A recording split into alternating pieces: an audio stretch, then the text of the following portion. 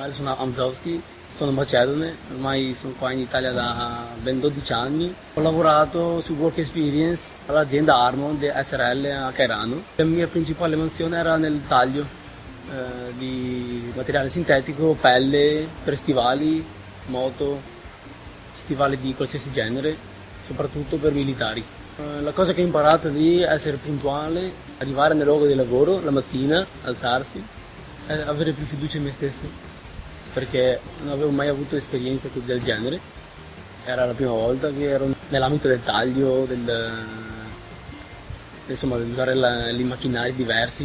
Ad esempio ho lavorato io su fabbriche che facevano scarpe alla Gurney, però non era un po' diverso, non era come qua. Mi è piaciuto molto, ho avuto parecchie nuove amicizie, colleghi di lavoro e adesso sto ancora continuando, mi hanno prolungato il contratto, è stato molto bello come me l'hanno detto, però spero di continuare così e di mettercela tutta. Comunque cercherò di fare il massimo, così dimostro al mio capo, al mio titolare, che sono bravo e così mi assume. Facendo work experience, a dire la verità, mi ha arricchito moltissimo. Cioè, mi è soprattutto la parte.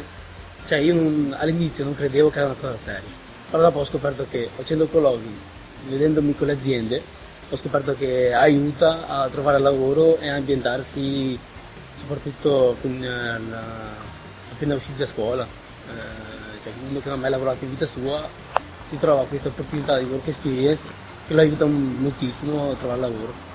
A me è servito. I miei progetti per il futuro è innanzitutto raccogliere un po' di soldi per prendere la macchina e dopo si vedrà. Adesso avrei i contratti indeterminato, poi quando ho il lavoro sicuro si penserà alla ragazza, magari fra 5 anni, più alto magari.